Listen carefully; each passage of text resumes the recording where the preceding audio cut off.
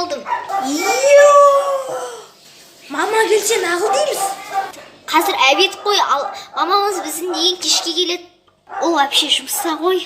Онда кешке дейін. Уже кеш болды. Балақайларымен үйге келді. Мама келді ма? Мама келді жұмыстан. Қарындасын білдіртпе.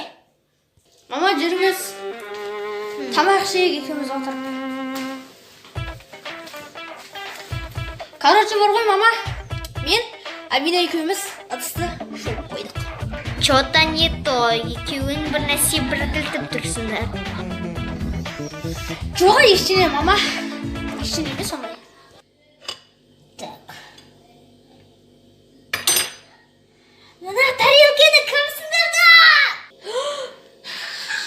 Қарындасым, қашамыз.